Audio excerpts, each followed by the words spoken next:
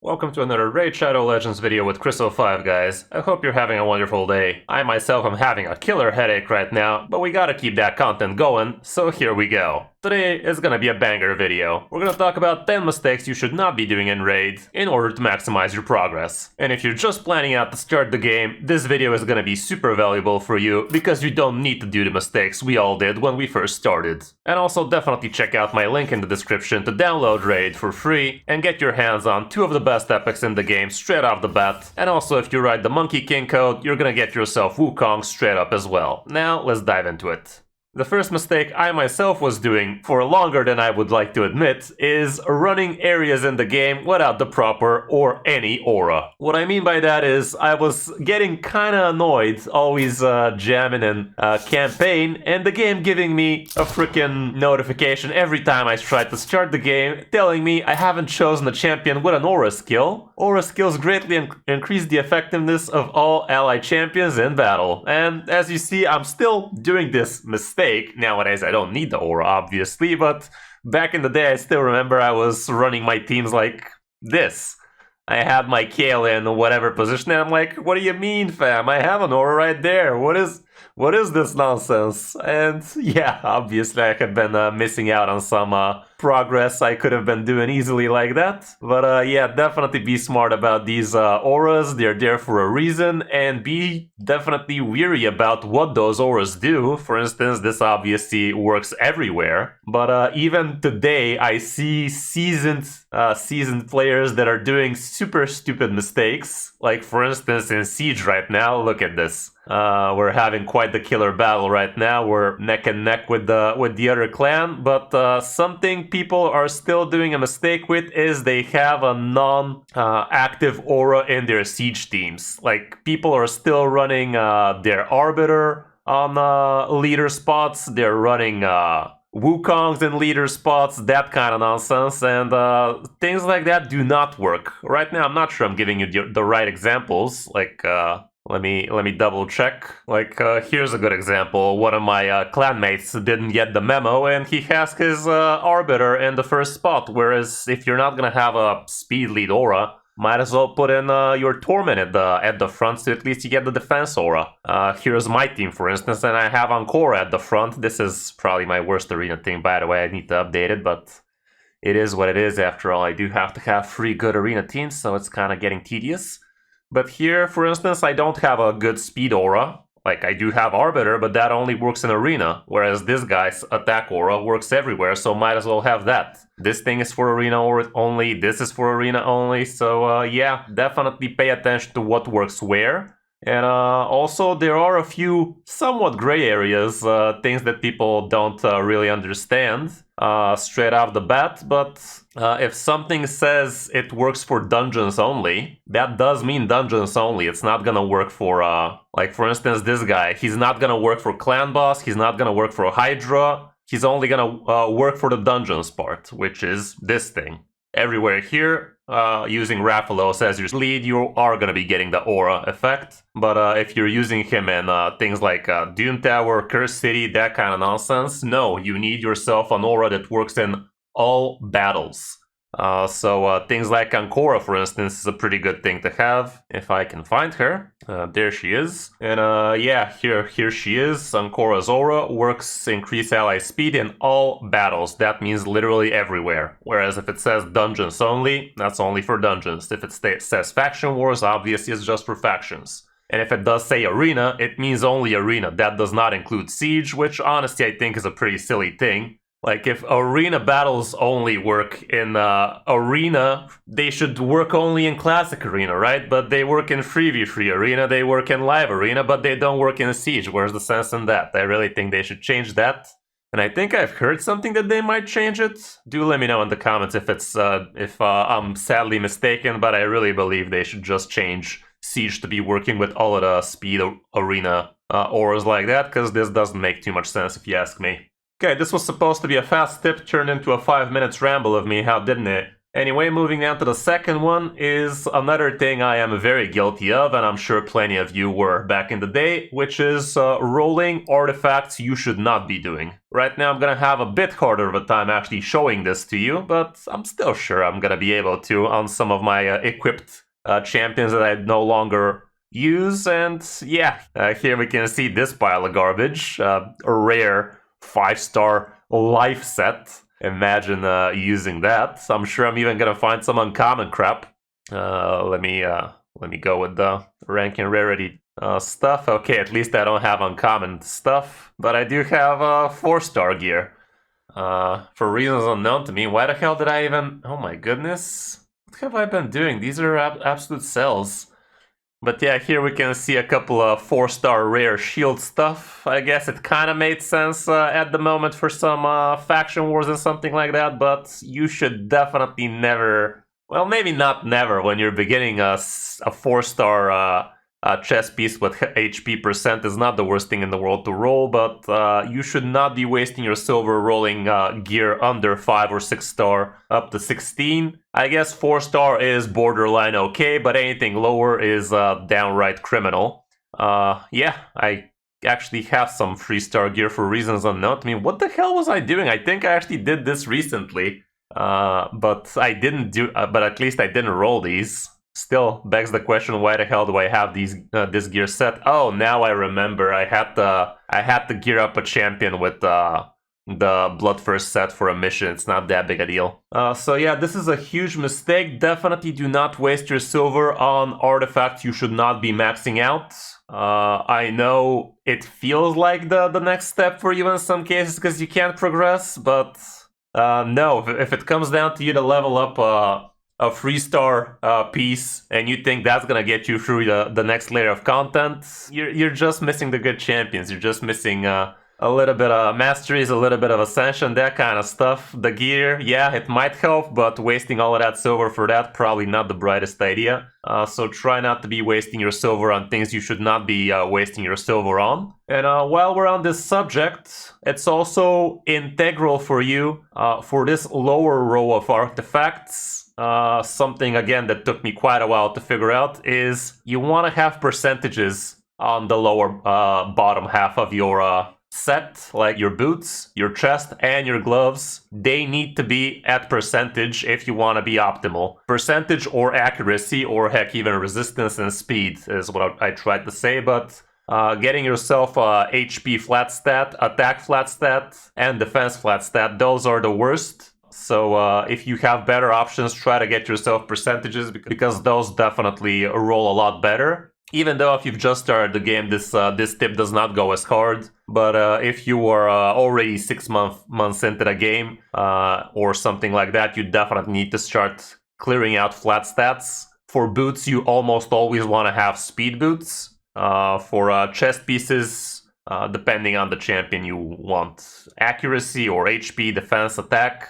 And for gauntlets, a lot of time it's depending on the champion. Again, if it's a damage dealer, it's probably going to be crit damage or at least crit rate. If it's going to be more defense stuff, it's going to be HP percent, defense percent, that kind of stuff. The next mistake you really need to avoid is ignoring your progression in the clan boss. The clan boss is an absolute beast of a way for you to get tons of rewards. I'm not even joking. I'm talking about in 1 month, you could expect anywhere between 10 and 12 sacred shards out of Nightmare Clan Boss. Like, the odds of you getting a sacred shard is literally, if you sum up all of your rewards for a month, finishing Clan Boss Ultra Nightmare, all 30 days, roughly you should be expecting about 10 to 12 sacred shards straight off the bat. You will be getting plenty of voids, plenty of rares. You will be getting some legendary books as well. It is by far the most important thing you should be focusing on in your early game progression. Nightmare is also giving you plenty of that. Not as much, obviously, but the odds are still pretty much in your favor to get yourself some good sacred, void, rare, and plenty of the legendary skill tomes. So definitely do not sleep on Clan Boss. It is going to be integral for your account progression. Do everything you can to start bumping at least 2 key Ultra Nightmare, 2 key Nightmare. get that stuff done. It's not that hard. Nowadays we have so many OP champions, so if you manage to get your hands on some of those, it's gonna be integral for your account, for it to be pretty good. I myself right now have a pile of champions kind of clan boss team. I did try to do an infinity team, but it proved a little bit too troublesome for me to gear that many champions specifically. So I ended up just slapping some pretty brute force champions. Like we have Mikage, we have Androck, which are a couple of mythicals, obviously very strong, and 5-star Raphalos, 5-star Ascended Zenogre, and also a +4 Geo. Definitely make this a lot easier for me, but yeah, my account is not exactly beginner friendly anymore. I've been in the game for almost 2 years now, so the fruits of my labor are definitely paying off. So yeah, make sure to check out some guides about some beginner-friendly teams so you can start getting your hands on the Ultra Nightmare, and I gotta say, the quick battle is just an absolute game changer. I still remember having to plan out my day, like having to start on auto to make a clan boss, and I go ahead and get myself 30 minutes breakfast or something till the key resolves. That was definitely pretty annoying, but now with the quick battle, it's just such a huge quality of life change for me. It's so much better, so do everything you can to get yourself a 1 key or at least 2 key Ultra Nightmare ASAP. Another absolutely huge mistake a lot of players, myself included, are making, nowadays me not so much, but plenty are still doing that, is opening their shards when they're not supposed to. Like, opening your shards, I know it's probably one of the most fun aspects for plenty of you, getting that shiny golden legendary, getting random mythicals and such. I mean, imagine getting random mythicals, the odds are so low, but still, the chance is there. Despite how low it is 0.5, it's still quite up there. But yeah, you really need to exercise some self-control. You really need to try your best to save these shards for events you can actually reach a good breakpoint with. But what I mean by that is you want to save these for summoning events like Champion Chase, like Summon Rush, and you want to know that you have a good chance of actually getting the good rewards. The good rewards are usually around 3,500, that kind of points. And being able to get to those breakpoints on those events is going to allow you to complete important fusions. It's going to help you get good Titan events and stuff like that. It's really integral for the progression of your account. So be smart about it and save your shards for either Summon Rush, Champion Chase, or for some kind of events. At least for some kind of events, you know? We just had 2 legendaries if you open a single out of the Sacreds. I did not go for it. It's cool and all, but it's really not that important. If you are a spender, you could also open during some good progressive chances, even though we all know those progressive chances are far from very secure for you to get the good stuff. So make sure to be on the lookout for those. And while we're talking about spenders, the new Forge Pass is actually live, and honestly, I'm kind of itching to get myself my first Forge Pass. I've been eyeballing these for quite a while now, and I think now that I'm a content creator, I can treat myself a little to a Golden Pass. Make sure not to get baited into thinking that this thing gives you more than this thing. This basically gives you the stuff instantly. It's gonna progress you through the whole thing with 25 levels. Whereas this thing unlocks the bottom row, which you are gonna get these done anyway. Like, they're not exactly hard. All you gotta do is be consistent. So you are gonna get all of this value still. It's just gonna take a while. But yeah, I'm gonna get this thing. It's definitely worth spending. It's one of the best things you could be buying, and there we go, bada bing, bada boom. Shaboy, got yourself a little bit of a bolster set action. Love to see it, love to see it. And these rewards at the bottom are absolutely massive, by the way. Getting the XP boost alone is pretty cool, because you're gonna have a lot better time farming campaign and such. And there's some plenty of good stuff at the bottom row, like 5-star 5 glyphs. We also have plenty of the legendary ore for bolster set, and bolster set is definitely one of the best sets in the game for sure for defensive style champions. And this right here is insanely strong. Getting 5-star glyphs for speed is huge. Did we even have some 6-star glyphs? Sadly no, but also having 6 mythical pieces of bolster set, that's amazing. That's amazing as well. If you've noticed in the shop, from time to time they do offer, yeah, right now we have the Savage set. Here's an equivalent. This is a 6-piece Savage set and a bunch of useless stuff at the side. Not that useless, obviously. The Legendary Ore is not that bad, but 500 silver is nothing. And this alone is costing 30 bucks. And right now for 20 bucks, I got myself basically 6 mythicals. These are only legendaries. I got myself mythicals and plenty of other stuff. So one of the best things you could be spending your money on, hands down, is gonna be the Forge Pass, especially when it has good sets like this. Like Bolster is amazing. We've also had things like Relentless and such. Very, very good options. Okay, back to the video.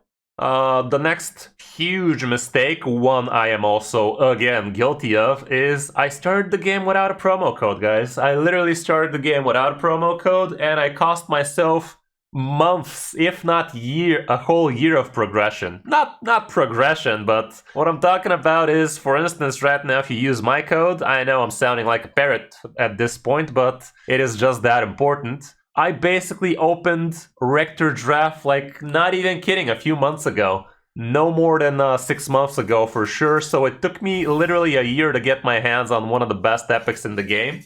And you guys are literally blessed. You can just use my download link and straight up get your hands on Rector Draft, which is one of the best healers, revivers, and also Hydra Perfect Veil givers. And not only that, but you're also going to be able to get your hands on Ugo, which is another absolutely massive epic, which I always fail to locate for some reason. There she is. Ugo, another broken champion, for Hydra especially. Gives you the decreased defense, gives you the block buffs, which is absolutely massive, and the healing she gives ain't no joke either. So yeah, an absolute beast of a champion, both of them. And if you use the promo code Monkey King, you'll get your hands on one of the best PvP champions in the game. I'm not making this stuff up, guys. This is literally one of the best champions in the game right now for PvP. If you think I'm joking, let's just go through the top players and see how many people are using Wukong. Okay, the first player doesn't, the second doesn't. God damn it, I'm gonna eat my words, aren't I? Frickin' hell. Well, it's obviously with mythical champions, it's gonna be a lot more stacked at the top rows, but oh my goodness, am I not gonna see any frickin' Wukongs here? Ah, jeez, Rick. What can I say? Wop wop. Okay, obviously people don't use it as often in the top ranks nowadays. It's a little bit too much mythical oriented, but let's go to 3v3. Here we can see people using Wukong. Here's another Wukong. Here's a third Wukong. I'm gonna refresh here. 2 more Wukongs, 2 more Wukongs. Everybody's using Wukong. It's just that in the top ranks, I guess it's not as often anymore, but trust me, it is an absolute game changer. If you have recently started playing the game, he is gonna skyrocket your progress if you re-roll your account with my code and use the Monkey King code. All you do is go to the promo code section, write Monkey King, press enter, and as you guys saw, I already have mine, so make sure to get yourself yours. You are not gonna be sorry. Another huge mistake people do make, even to this day, is they roll their artifacts when they are not supposed to. What I mean by that is, you want to be rolling your artifacts when you are during a gear enhancement event. We have one right now, so this would be a perfect time to be rolling your gear, and I myself am always getting myself the last reward here, because I just have my priorities set straight. I always have a decent amount of silver saved up for these, and if I don't, I know how to make myself Quicksilver if I need it. One such way would be you just go to the forge and roll some useless stuff if you don't have too much resources. For instance, right now I can definitely roll a bunch of resilience gear. I have plenty of resources. I just roll a few, sell them all out if I don't get any good 6-star legendary pieces, and that way you're gonna get yourself 5-10 quick million. It's definitely not that hard. You could also be farming spiders and stuff. So silver, it's not easy to stack, but you should always have enough to at least finish your gear enchantment events. especially if you're rolling your artifacts when you're supposed to. Right now, I am supposed to be rolling my artifacts. I think I had a few champions lined up waiting for such an event so I can roll them up a little. No, I rolled my stuff on Alice. I rolled my Mad Hatter. This girl I also rolled. Here I rolled. Yeah, I guess I'm gonna have to figure out who else I want to gear up nicely. Yeah, here I have a 6-star piece I could be rolling right now, but I'm not in exactly in a hurry to roll up Huskarul. How do you even read that? Huskarul. I don't know, you tell me. So yeah, make sure to be rolling artifacts mainly during events, or at least during CVC. Like, try to be double dipping. Everybody needs to be rolling their artifacts, but try to be doing this thing during such events so you can actually get yourself some good stats, get yourself some good points while you're doing it. I know it might be a little bit counterintuitive to you guys, like it might feel wrong just to be waiting around so you can actually roll up your gear, but trust me, it's gonna pay off in spades. You're gonna have a much easier time always finishing these events with ease. It is really gonna help. Mistake number 7 would also be kinda close to this one, and it's coming down to leveling and upgrading your champions when you're not supposed to. And again, luckily, right now we are during a time where I am supposed to be leveling up my champions. Right now we have a champion training tournament, still 1 hour left. And these champion training tournaments almost always give you absolutely amazing rewards. Like, it's almost always gonna give you at least a legendary book. And right now this one's also even giving us a mythical book, which is so much more important. Definitely check out my video about how you can always win champion training tournaments. It is gonna really skyrocket your progress if you don't know those tips. But yeah, right now it's an amazing time for me to be leveling up my champions. It's an amazing time for me to upgrade them, ascend them, all of that good stuff. That is why I love champion training tournaments so much. It's because I'm always trying to save my stuff for such an occasion. Again, I have myself 6 legendary skill tomes I could use if I really feel like it. And it's gonna be a great time to use them right now, or at least during a CVC, so that I can give my clan a ton of points like that. So to sum it up, when you are during a champion training, that is the time when you want to be leveling up your 6-star champions. That is the time when you want to be ranking up your 6-star champions. If you're not during such a time, if you're not during a champion training event or tournament, what you want to be doing is leveling up, let's say, 4-star champions up to 40, 3-star champions up to 30, 2-star champions up to 20, but do not rank them up. Save the rank up for during the tournaments, because those give plenty of rewards. Here I have a couple of weak sauces, rank 1s I can upgrade. I can upgrade a bunch of 3-stars right now, but I gotta level up all of this food to get myself extra points for cheap. Again, check out the video if you still haven't, how to win champion trainings with ease. And this way you are gonna have a lot easier time finishing all of the fusion stuff, all of the big events. It's gonna be much easier for you to get your hands on plenty of extra rewards you normally wouldn't. Mistake number 8 haunts me to this day, and I gotta say I really am sad that I did this back in the day, but let me show you what I did back in the day. I remember it like it was yesterday. I opened myself a Ruella, which is hands down one of the best epics in the freaking game.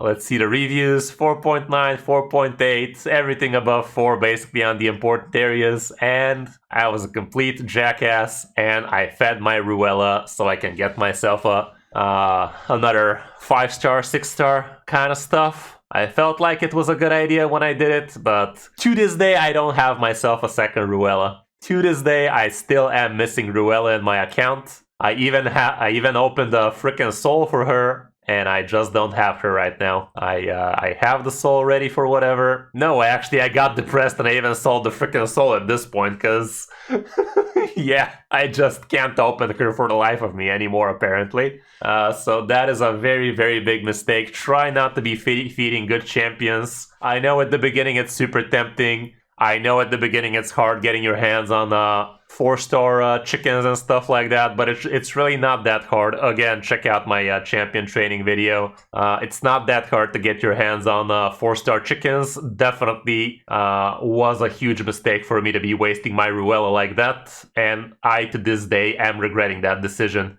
What I'm not regretting, however, is I also fed another epic champion. This guy, Drojin.